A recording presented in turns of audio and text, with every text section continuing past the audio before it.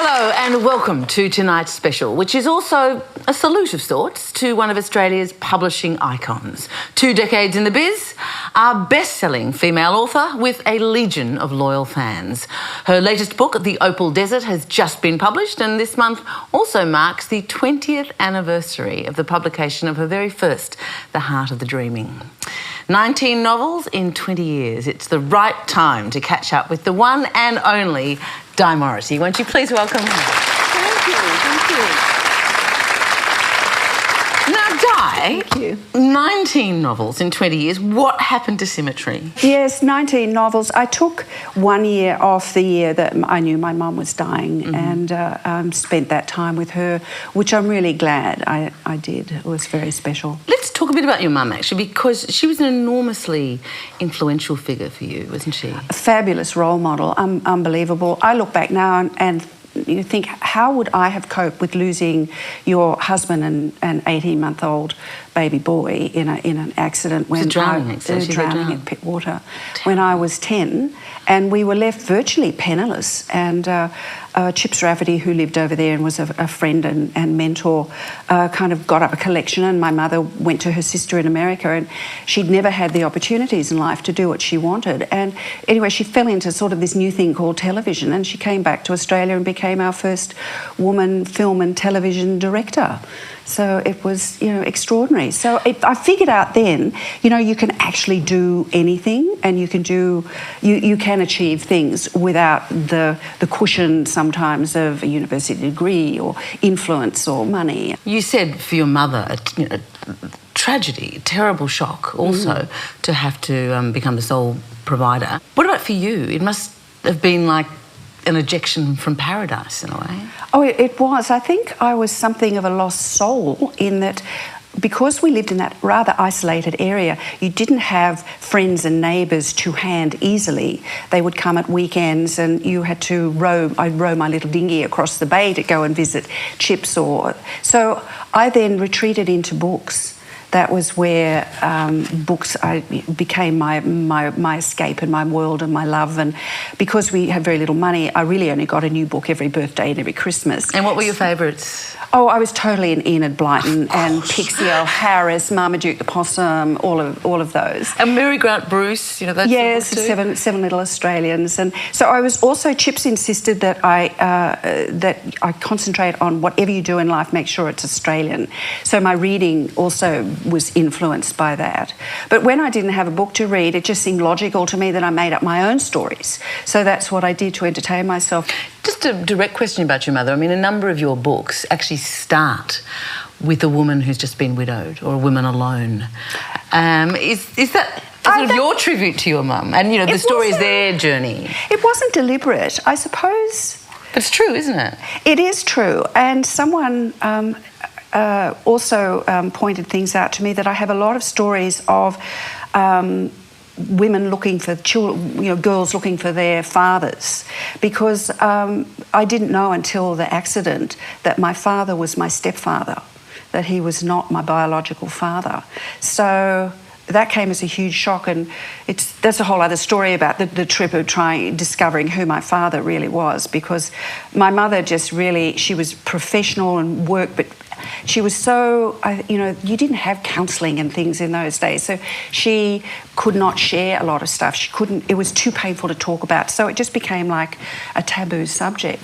So for years, I had no idea. I'm still finding out. May I ask, who is your father? Well, he was a local man in a country town, and they were obviously desperately in love, and he went away and came back for more, changed man.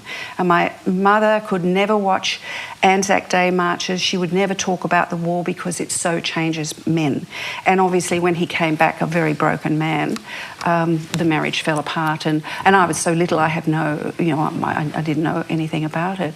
And so it only came to light when with the accident. So I guess I didn't plan. I suppose it would be very interesting for me now to go back and reread these 19 novels, because I never do. Once it's done, I don't read it again. Ever?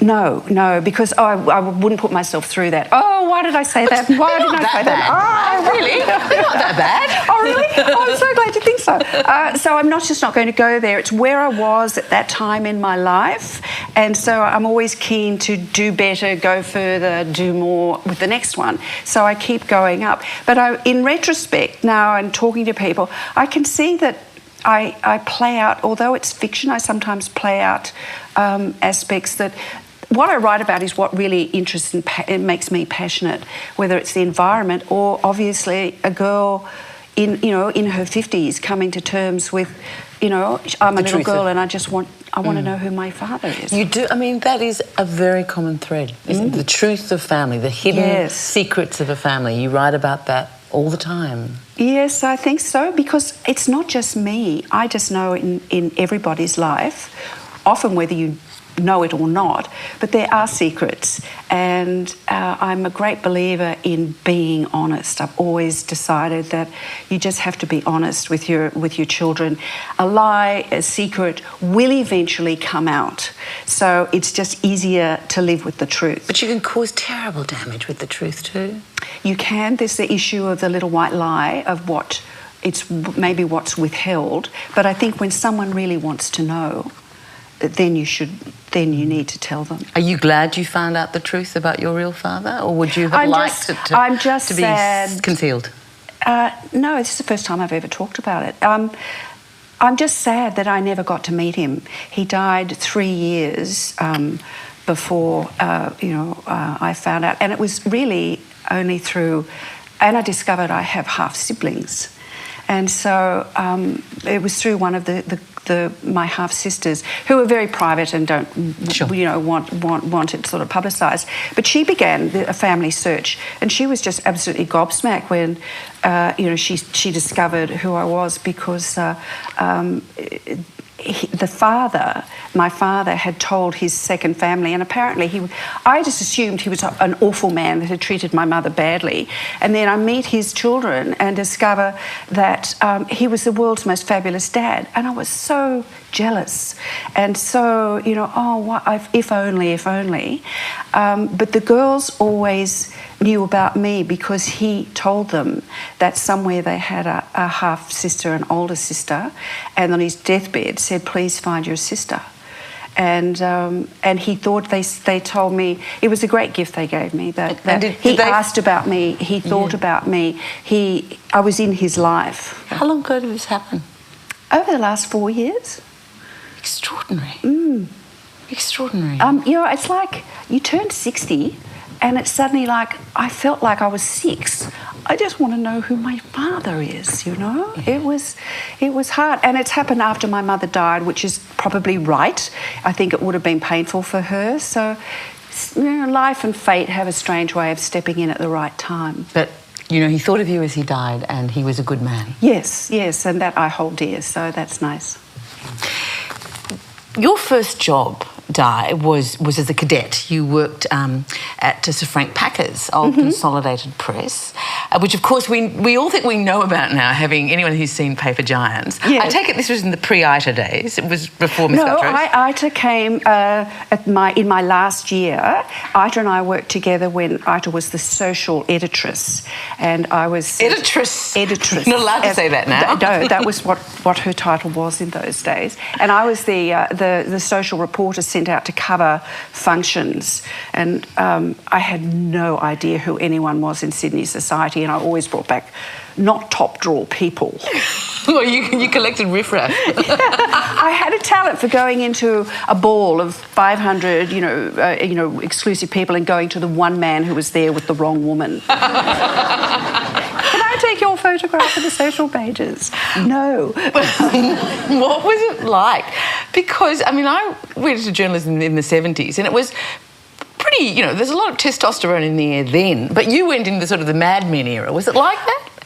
Well, I was working for the top women's magazine, and it was run by a group of extraordinary women, and I learned so much from them, and they were so supportive and so nurturing. It was just an amazing time. They were all these kind of mother hens, but they were very tough on you. You had to rewrite until you got it right. You were taught all kinds of things, but then they would sort of say, now who's this boy that you're going out with tomorrow? And the courtesies, you're going to go and interview Lord Savile, so you have to dress appropriately, behave appropriately. There was a thing called ethics and integrity and politeness that was part of the job. That's definitely the old days. Yes.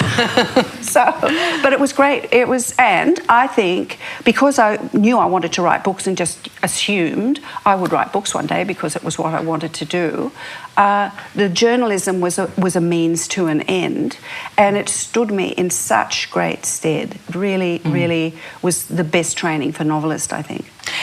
But of course, the books had to wait because you went into the next stage of your life, which was as a diplomat's wife. You married, you had 2 children, and really that whole time you didn't get near a typewriter. I tried to sit down and write when I was living overseas and had the luxury of staff and people to help with the children. But, I just couldn't make it work.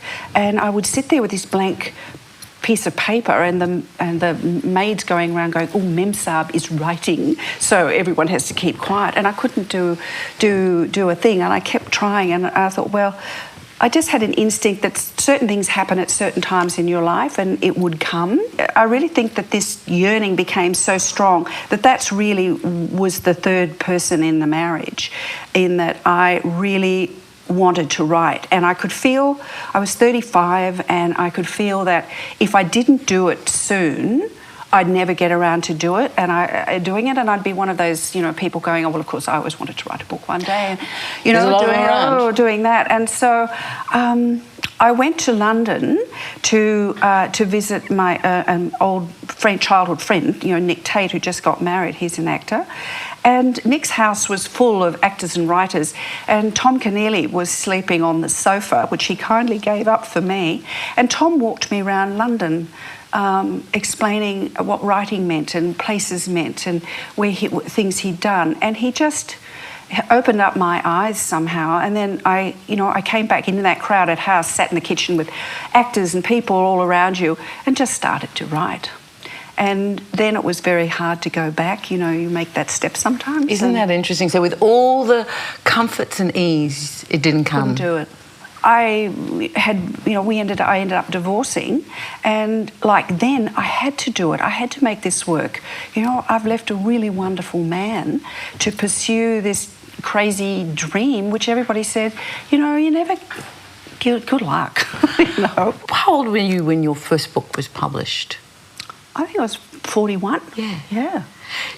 Was it an all or nothing? Did you think if this one doesn't work? Oh, no. I already had that lateral thinking. If this book doesn't work, then it's the wrong subject, it's the wrong timing. I'll just write another one. Oh. So... why were you so sure? What made you so sure? I couldn't think that it wouldn't. It just had to happen. And I've just had the sense inside me that corny destiny, that I just knew I was going to write books one day, and how it was going to happen, or how it was all going to come about. And again, it was luck and circumstance, and the finding a friend who became a literary agent who read something I'd written, gave it to Pam McMillan, who then commissioned me to. So I was commissioned. Not only did I not have to go through rejection slips and flogging my work around, I was commissioned. So luck is such a huge thing. Let's talk about the genre, because you don't like being called a romance writer at all. Passionately, no. Don't. You don't like. I'm not. You don't like it being called chick lit. So what genre do you belong to? The Di Morrissey genre. I I don't know. I mean, I don't hate being put in boxes. And that's the other, I have to say that the publisher has been incredibly supportive, because once you do one thing well, they want more of the same. It's like sequel movies and stuff. Whereas I could see in my naivete, my second book, I wanted to be completely different. I mean, keep the same elements, but not, do the same thing. Why? I mean, it's obvious. Why wouldn't you write a series? I mean, yeah, I don't know. The selling's half done. Instinct. My instinct said don't do that, and I think also that I would get incredibly bored if I had to write the same thing over and over again. And a gentleman in publishing kind of looked at me and said, "Well, of course, you've only got maximum 10 years here. That's generally the run for a woman writer. You generally write out by 10."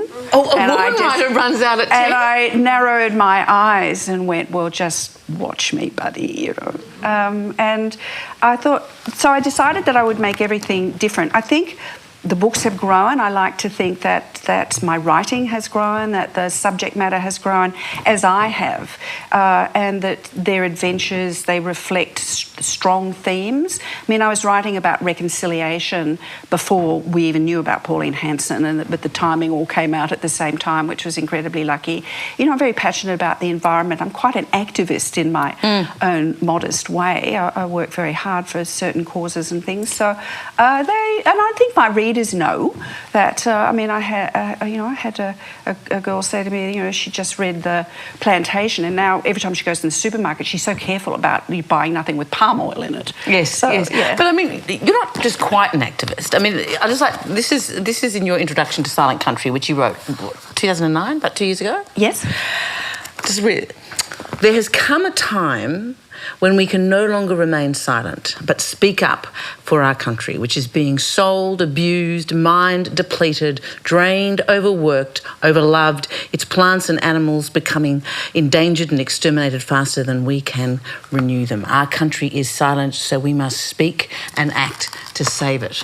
Now, that is a call to arms. Were you not concerned that some people might think, she should stick to writing, we don't want to be lectured, thank you very much, and it would actually affect your readership? But that is a little author's statement at the front, because it actually refers back to The Silent Country about Stammers, the anthropologist, who first called it the Silent Country. But I'm not saying you're wrong. I'm just saying it's a risk. I think by now, I think my readers know enough that there's nothing polemical. I don't preach. My editor jumps on me from a great height if it does get to that, because I want to pour in everything I know about how bad destruction of the habitat is in Malaysia for the orangutan population and what's happening with the palm oil plantations, etc., etc. But I don't want to lose. But your editor wants a novel. No, she goes, no, we can. All of that can go, and you make your point perfectly well here, and that's enough. I would say there's two other very strong threads through your books, apart from the issues, which come and go. One is the sense of place, of landscape. Mm-hmm. So which comes first when you're writing or choosing a novel? Is it the place or is it the story? It's the place. So that the place dictates the story? Yes, and the place chooses me. I don't put a pin in the map and I don't say, I think I'll set my next book wherever.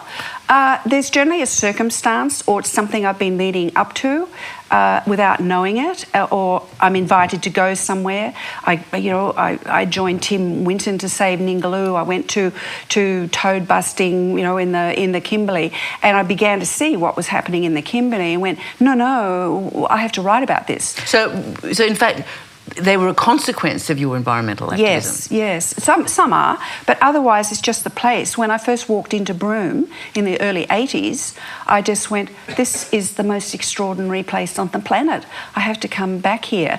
And then in 94, Broome just came into my head and I knew it was time to go to Broome. And you wrote Tears of the Moon. Tears of the Moon. The second theme, I think, the common thread, is... it's basically women without men, which is an irony, given that you're often described as the romance writer. But in fact, a lot of your women are without men. And I would say to Opal Desert, your last. Far from being a romance, I mean, the man is kind of off stage towards the end. It's a story of women. It's women's friendships and women with no emotional support, so women turn to each other. The books are essentially, I think the heroines are always women overcoming obstacles and either becoming strong women or finding a means of survival. And I have to say that I find that it does strike a nerve, because I've had so many women say to me that the books have given them the inspiration to take hold of their lives after a disaster or after something terrible happens, or the fact that they've never tried. They will go out and do things, and I get extraordinary. It's a bit scary, isn't it? I do. I feel now a real responsibility that if you have a voice, and how you use it is there is a responsibility there. So I'm very careful about not lightly being flippant or advising, not telling every woman, well, if he's a pain in the neck, just go. It'll be all right. But I mean, there is a semblance of that. And it's the same reason that I feel people trust me, and that I like to think that my integrity and credibility is high. So I will never do endorsements or advertisements or anything that doesn't sort of fit with how I feel. Yes, I find that interesting that you'll stand up for a cause, but you won't stand up for a product.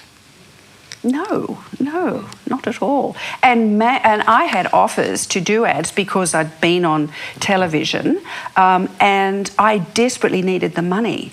I desperately needed the money when I was, just living full-time writing, living on, what were then very modest advances for the year. And it was a great temptation. And like my kids would, just take the money, go and sell the toilet paper, whatever it is. And I'm going, no, I just knew, again, instinct, that would not be the right thing to do. Do you plan to keep on doing this for the next 20, 30 years? I mean, Yes. I think Darling Morris West died at his desk with a pencil in his hand, trailing at the end of a sentence. And, I would like to think that would, for a writer, that is a pretty nice way to see out your time. It is concerning me now that I feel that I'm on the wrong side of the hourglass. I can see I'm in, my 60s, and how many more books am I going to be able to do? And I've got so many standing in the wings. But how do you choose if you've got that many ideas sort of pressing behind you? They just somehow step forward at the right time, and it's always the right time. I have started a book and then had this sort of overwhelming thing. No, I shouldn't be writing the Byron Bay book. I should be going to Vietnam. And I just booked why are you going to Vietnam? And I said, I don't know, but it just seems like the right time to go to Vietnam. Then when I went to Vietnam, and I said, I'm not going to write about the war, I'm not going to have any of the war stuff in it. It's a modern story. Monsoon. Yeah. And it just happened to be the 40th anniversary of the Battle of Long Tan, and my wonderful uncle, who had been served in Vietnam as a war correspondent, said, you must go. And that opened up a whole other dimension to the book when I met those vets who live in Da Nang and stay there, and the damaged men, and how they had brought men over, and how Long Tan had never been celebrated or commemorated. And as a result of that book, I've had so many men, the vets and wives, say they now, for the first time, have an understanding. And the biggest compliment I got from anyone was the fellow that runs the memorial, the Australian vet there, who said, it's like Di was here with us in the rubber plantation on that day. I got it right. And I thought, that's what you do this for, when you get that. Di, you do a lot of writers' tours, and you talk to your audience a lot. I don't see a lot at the major literary festivals, the writers' festivals. I don't get asked, because I think, I have been early on, and I found it the most painful experience. I was treated a little bit like, oh yes, you're the token, the populist person that we have to have, but there are all of these other serious writers there from overseas, literary, illuminaries, who have to be, some of them were quite pleasant, but most of them were, oh yes, you write that, that's right, and had really nothing to say to me. And I thought, why am I here? Yeah. And I just thought, I know Bryce Courtney had the same issue, so we just decided, I don't need to go to Sydney and Melbourne writers' festivals. Kununurra, I was there. Yeah. Mudgee, I was there. Oh, yeah, you get me out in the scrub. And country people are so great. And they do like to kind of contribute to your books, don't they? You said that they come up and they make suggestions and they tell you if there's not enough of this and too much. Everybody does. Sex Yes. or... Is that right? Yes, everyone's always got a suggestion and input, I suppose, because they take the books so much to heart, and they and the characters and stuff. So that feedback is always wonderful. But there are some extraordinary. The bond between me and my readers is, on an individual level, whether we ever meet, is very strong. Is huge, and that is really wonderful. You don't. I get that from emails and letters and people who stop me and that we talk. And I'm no one without my readers, So it's really interesting listening to you talk about the influences and who you listen to, because most literary authors will cite other authors. They'll say, yes, I read Dostoevsky when I was 8, or, it's not phony. That's really is their genuine. Yeah. Whereas you cite people, whether it's your readers, Chips Rafferty, Dorothy McKellar, it's people. It's true, yeah. It's real life, I suppose. But equally, maybe I'm making up for lost time when I was such an isolated, lonely child that didn't have, playmates or brothers or sisters, and that now people interest me. But I think that's what is at the heart of every story. It is the character and the person. To get inside people and to be able to write about them, you also have to know people. So people feel, whenever I meet readers, they immediately just hug me because they feel like they know me so well. We're family. And I feel the same. And so in that sharing, they also... people open up their hearts and tell me stories, which I suppose, like all writers, find their way into the books. Di Morrissey, it's been such a pleasure. Congratulations on 20 years of thank you, publishing, Jen. and may there be many more babies in the years ahead. Can I come back in another 20 books? You betcha. Thank you, Jen. Ladies and gentlemen, won't you thank Di Morrissey? Thank you.